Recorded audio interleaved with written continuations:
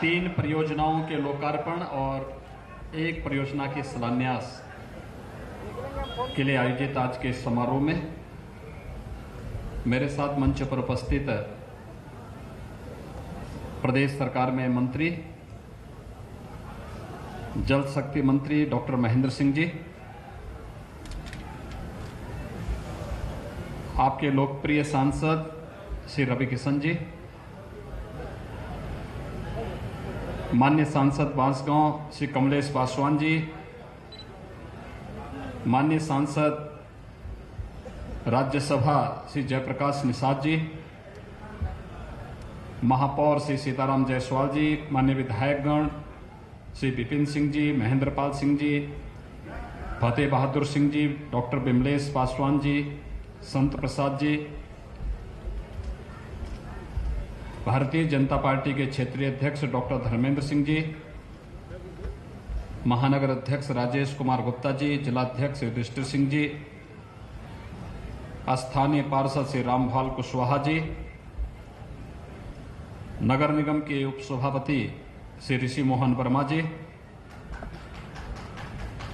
अपर मुख्य सचिव जल संसाधन श्री टी वेंकटेश जी, हमारे पुलिस और प्रशासन के सभी अधिकारीगण, सभी जनप्रतिनिधिगण, विभिन्न संगठनों के सभी पदाधिकारी और उपस्थित भाइयों बहनों, आप सबको एक साथ 3 घाट यहां पर प्राप्त होने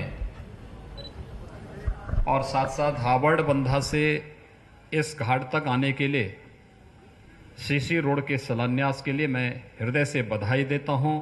आप सबको अपनी ओर से शुभकामनाएं देता हूं। आप अनुमान करिए कि आज से 2 वर्ष पहले तक राजघाट में आने के लिए 10 बार लोगों को सोचना पड़ता था। रवि किशन जी किसको स्वर्ग भेजना चाहते हैं, किसको नरक भेजना चाहते हैं, यह उनका विषय है।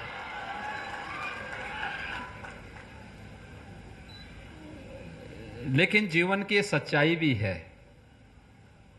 कि जिसने जन्म लिया है उसकी मृत्यु भी सुनिश्चित है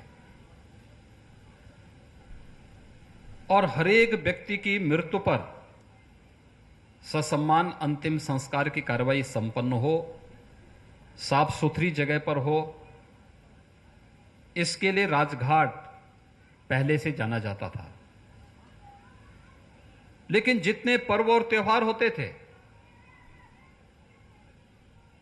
हर जगह लोग साफ सुथरी जगह पे स्नान करते थे, लेकिन यहां राजघाट में गंदगी, वहीं पर अंतिम संस्कार की कार्रवाई हो रही है, वहीं पर मरा हुआ जानवर है, वहीं पर महानगर का सीवर भी गिरता था और वहीं पे लोगों को स्नान करने के लिए मजबूर होना पड़ता था।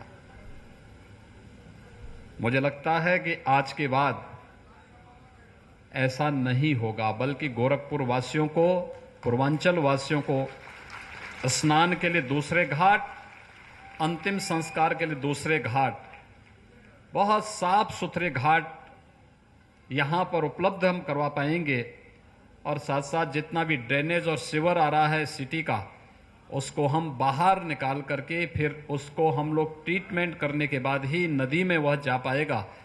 यह एक व्यवस्था सुनिश्चित करने का प्रयास हो रहा है। इसलिए हमारे सभी वरिष्ठ प्रशासनिक अधिकारी और मंत्री भी आज इस मंच पर उपस्थित हुए हैं। मैं धन्यवाद दूंगा पहले जल शक्ति मंत्री जी को और उनके विभाग के सभी अधिकारियों को और गोरखपुर के जिला प्रशासन को भी। टीम भावना से आपस में बेहतर समन्वय के माध्यम से इस कार्यक्रम को इन्होंने एक समय सीमा के अंदर आगे बढ़ाया और आज गोरखपुर का हर व्यक्ति जो भी यहां पर आता है वो कहता है कि अच्छा बना है, लेकिन सरकार अच्छा बनाती ही है, उसके संरक्षण का दायित्व जनता को स्वयं उठाना पड़ेगा। ये जिम्मेदारी आपकी है कि अब इसको सुरक्षित रखना, साफ सुथरा रखना, किसी को गंदगी नहीं फैलाने देना, ये जिम्मेदारी गोरखपुर वासियों की जिम्मेदारी बनती है। और इसलिए मैं आप सबका आह्वान करूंगा कि इसके संरक्षण की जिम्मेदारी गोरखपुर वासियों की है कि हम सब इसकी साफ सफाई की व्यवस्था सुनिश्चित करें और गोरखपुर वासियों को बेहतर माहौल यहां पर उपलब्ध करवा दें। कोई भी व्यक्ति आता है यहां पर, किसी को अपने परिवार के किसी प्रियजन की अंतिम विदाई में यहां पे आना पड़ता है, किसी को किसी अपने मित्र और शुभचिंतक के परिवार में घटित किसी वियोग की घटना में यहां पर आना पड़ता है। लेकिन इससे पहले मुझे भी कई बार यहां पर आने का अवसर प्राप्त हुआ था। गंदगी देखता था, मन खिन्न होता था। लेकिन अब हम कह सकते हैं कि गोरखपुर में भी राप्ती नदी में स्नान के लिए अलग से घाट हैं। कोई पर्व हो, छठ का हो, स्नान का हो, या कोई भी पर्व और त्यौहार हो, मौनी अमावस्या हो, माघी पूर्णिमा हो, या कोई भी ऐसा पवित्र स्नान पड़ेगा, उसमें गोरखपुर वासी भी राप्ती नदी में, पवित्र राप्ती नदी में स्नान करके ये कह सकते हैं कि हमने भी अपने यहां की गंगा में डुबकी लगाई है, हमने भी स्नान किया है। रामगढ़ ताल के बाद राप्ती नदी की निर्मलता की तरफ हम लोग गए हैं। रामगढ़ ताल भी एक अच्छी झील के रूप में विकसित हो रही है, लेकिन दायित्व तो हम सबका बनता है कि उसकी सुंदरता को बनाए रखना है। सरकार एक बार पैसा दे सकती है, लेकिन स्थानीय नागरिकों की जिम्मेदारी बनती है कि स्थानीय स्तर पर जनता के द्वारा कहीं भी वहां पर कोई भी ऐसा कार्य न हो जो प्रकृति के विरुद्ध हो, सरकार के द्वारा खर्च किए गए पैसे के विरुद्ध कोई भी ऐसा आचरण नहीं होना चाहिए जिससे उस संपत्ति को नुकसान पहुंचता हो। और इसलिए आज ये घाट यहां पर 4 प्रकार के कार्य दिए गए हैं। उन्होंने पहले घाट का नाम जल शक्ति विभाग ने महायोगी भगवान गोरक्षनाथ जी के नाम पर यहां पर किया है, स्नान घाट है। नदी के उस पार जो घाट बना है वह मर्यादा पुरुषोत्तम भगवान श्री राम के नाम पर श्री राम घाट है। और इसके बाद जो यहां पर शमशान घाट है, शमशान घाट के साथ कुछ स्नान घाट भी जोड़ा गया है। वहां पर कुछ सुंदरीकरण का कार्य अभी होना शेष है। वहां पर भी कुछ सुविधाएं नहीं दी जा रही हैं। खासतौर पर एक प्रदूषण मुक्त लकड़ी से भी जो वहां पर अंतिम संस्कार की कार्रवाई होगी, उसके लिए भी वहां पर उस प्रकार की व्यवस्था सुविधा दी गई है। लेकिन साथ साथ गैस की सुविधा भी उपलब्ध करवा करके अंतिम संस्कार की कार्रवाई भी, प्रदूषण से मुक्त करने की कार्रवाई भी वहां पर करने का कार्य का उद्घाटन किया जा रहा है। और मुझे लगता है कि उस पूरे घाट का नामकरण भी होना चाहिए, और वह यहां पे बाबा मुक्तेश्वर नाथ जी के नाम पर हो तो अच्छा होगा। बाबा मुक्तेश्वर नाथ जी का मंदिर यहीं बगल में है। कहते हैं पहले राप्ती नदी बाबा मुक्तेश्वर नाथ मंदिर के पास से होकर के गुजरती थी, और बाबा मुक्तेश्वर नाथ इस शमशान घाट के वही अधीश्वर हैं, उन्हें ही माना जाता था।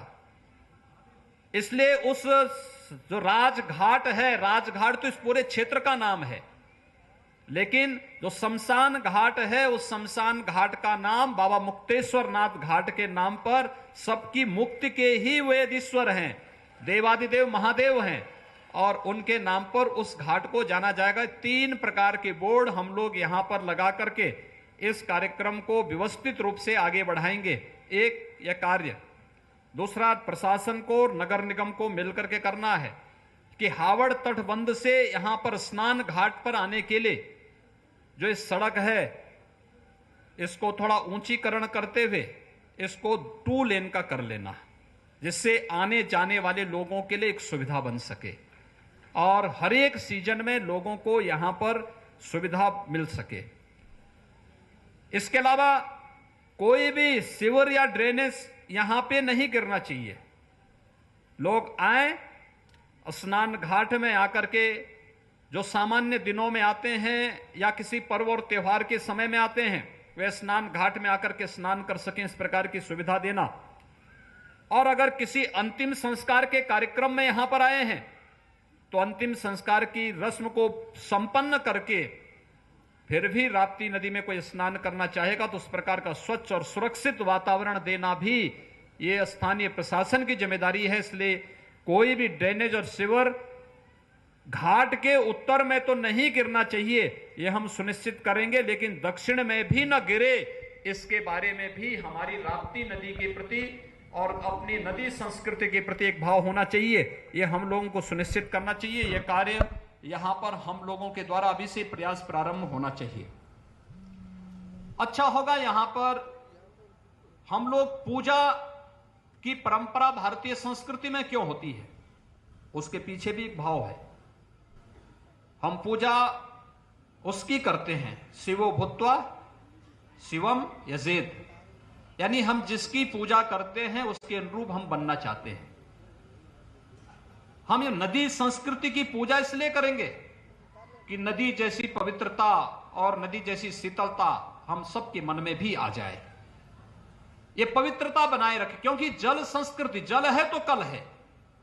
इसलिए नदी संस्कृति को संरक्षित रखने के लिए हम लोगों ने जगह जगह गंगा आरती के कार्यक्रम प्रारंभ किए हैं। गंगा की निर्मलता और अविरलता आज प्रधानमंत्री मोदी जी के कारण नमामि गंगे प्रोजेक्ट के माध्यम से देश के अंदर देखा जा सकता है। एकदम पवित्र गंगा जी का जल अब स्नान ही नहीं बल्कि आचमन भी किया जा सकता है। एक विश्वास हर एक श्रद्धालु के मन में, प्रयागराज जाने वाले हर श्रद्धालु के मन में है। इस समय माघ मेला चल रहा है, लाखों की संख्या में कल्पवासी प्रयागराज में है। गंगा की जो शुद्धता वहां पर हुई है, वह शुद्धता वहां देखने लायक है। और यही भाव हम सबके मन में होना चाहिए कि हम राप्ती नदी की भी हर एक श्रद्धालु के मन में, प्रयागराज जाने वाले हर श्रद्धालु के मन में है। इस समय माघ मेला चल रहा है, लाखों की संख्या में कल्पवासी प्रयागराज में है। गंगा की जो शुद्धता वहां पर हुई है, वह शुद्धता वहां देखने लायक है। और यही भाव हम सबके मन में होना चाहिए कि हम राप्ती नदी की भी निर्मलता के बारे में सोचें। किसी भी स्तर पर कोई गंदगी नहीं। अक्सर होता है कि हम अपने घर के गंदगी को ला करके नदी में फेंकते हैं। मुंडन बनवाया, बाल ला के नदी में फेंक दिया, गंदे कपड़े ला के नदी में फेंक दिया, घर का कचरा लाया नदी में फेंक दिया। ये पाप है, ये पाप है। और ये पाप कोई नहीं करना, कोई नहीं करेगा। एक संकल्प हर नागरिक का होना चाहिए कि हम नदी में किसी प्रकार की गंदगी नहीं करेंगे, बल्कि यहां पर इसकी पवित्रता को बनाए रखते हम लोग यहां पर आवश्यक हो सके तो कमेटी बना करके इस पार भी और उस पार भी आरती के लिए, आपने देखा होगा जगह जगह चबूतरे बनाए गए हैं, मंच बनाए गए हैं और उस प्रकार की सुविधा दी गई है। हो सके तो यहां पर उस प्रकार की व्यवस्था बना करके स्थानीय प्रशासन के साथ तालमेल बिठा करके आरती के नियमित कार्यक्रम को इस श्रृंखला का हिस्सा बनाना चाहिए।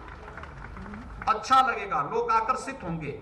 आज देख रहे होंगे कितना घाट सुंदरीकरण की तरफ देख रहे, कितना सुंदर लग रहा है, कितना व्यवस्थित लग रहा है। यह सुंदरता गोरखपुर आने वाले हर व्यक्ति को दिखेगी, लगेगी, और वह व्यक्ति इस बात की तरफ आकर्षित होगा कि जैसा सुंदर ये घाट है, ऐसा ही सुंदर गोरखपुर के नागरिक भी होंगे, उनके भाव भी होंगे। ये सुंदरता उस भाव की ओर आपके प्रति आम जन के मन में और देश और दुनिया के मन में एक भाव जागृत करता है। यह कार्य हमें इसके प्रति करना होगा, इसके बारे में हम स्वयं जागरूक हो। दूसरा, आज गोरखपुर में विकास की ढेर सारी योजनाएं चल रही हैं। मैंने कहा अभी तो राप्ती नदी का, इससे पहले हम लोगों ने रामगढ़ ताल की सुंदरता के कार्य को संपन्न किया है। आज रामगढ़ ताल कितनी सुंदर झील बन चुकी है, उसमें वाटर स्पोर्ट का भी कार्यक्रम प्रारंभ होने वाला है। वहां पे बोटिंग की कार्रवाई भी प्रारंभ होगी। हमारा प्रयास है कि वहां पर हम बहुत जल्दी, गोरखपुर एयरपोर्ट में तो जहाज उतरते ही हैं, लेकिन सी प्लेन भी हम लोग रामगढ़ ताल में उतारने का कार्य करेंगे, जिससे कहीं से भी आप आएंगे जहाज रामगढ़ ताल में ही उतर जाएगा। उस प्रकार की व्यवस्था यहां के नागरिकों के लिए, पूर्वांचल के लोगों के लिए ये व्यवस्था यहां पर दी जा सकती है।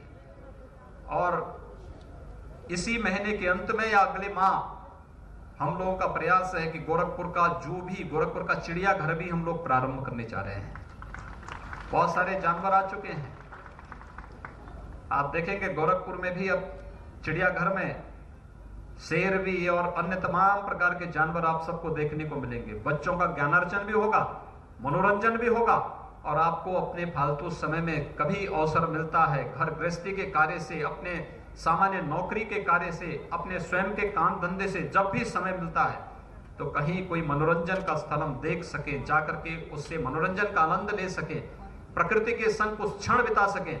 यह अवसर आपको रामगढ़ ताल के किनारे भी मिलेगा, चिड़ियाघर में भी मिलेगा, और साथ साथ इस राजघाट के इन घाटों पर घूमते हुए यहाँ पर चलने वाली सांस्कृतिक संध्या के कार्यक्रमों के साथ भी देखने और सुनने को मिलेगा। यानी ये सुंदरता ऐसे गोरखपुर की सड़कों का भी है। पहले 2 लेन की सड़क थी, आज वो 4 लेन की हो रही है। कुछ सड़कें 6 लेन तक पहुंचाने का कार्य किया जा रहा है। चारों तरफ सड़कों का एक जाल, ये विकास का आधार बनती है। विकास होगा तो रोजगार भी होगा, नौजवान पलायन नहीं करेंगे। जो देश के अन्य भागों में लोग नौकरी और रोजगार के लिए जाते हैं, उनको उनके घर में ही नौकरी और रोजगार उपलब्ध जब हो जाएगा तो वह अपने घर गृहस्थी को भी अच्छे ढंग से देख पाएगा, और साथ साथ यहां पर ज्यादा मेहनत से कार्य भी कर पाएगा। और यह सुविधा यहां पर देने का कार्य आज प्रारंभ हुआ है। आज मैं इस कार्य के लिए हृदय से धन्यवाद दूंगा जल शक्ति विभाग को और स्थानीय प्रशासन को, कि स्थानीय जनप्रतिनिधियों के साथ मिलकर के उन्होंने बेहतर टीम वर्क का काम किया है, और आज उसका परिणाम है कि यहाँ पर हम लोग गोरखपुर वासियों को एक बेहतर और सुंदर स्नान घाट उपलब्ध करवाने में सफल हुए हैं। हम सब जानते हैं कि इन सभी घाटों पर, महायोगी गुरु गोरक्षनाथ घाट पर 28 करोड़ रुपए की लागत से घाट यहाँ पर संपन्न बनकर के तैयार हुआ है। श्री राम स्नान घाट पर 15 करोड़ 60 लाख रुपए खर्च हुए हैं, और बाबा मुक्तेश्वर नाथ जी के नाम पर जो घाट यहाँ पर, वहां पर शमशान घाट और स्नान घाट बना है, वहां पर 5 करोड़ रुपए खर्च हुए हैं। बाकी वहां पर अभी सुंदरीकरण के कार्य अन्य संपन्न होने हैं। ये सभी कार्य एक साथ यहाँ पर संपन्न होंगे। इन कार्यक्रमों को हम आगे बढ़ाने का कार्य करेंगे, और रावण बंधा से लेकर के यहाँ पर घाट स्नान घाट तक आने के लिए जो सीसी मार्ग बनेगा, इसका भी शिलान्यास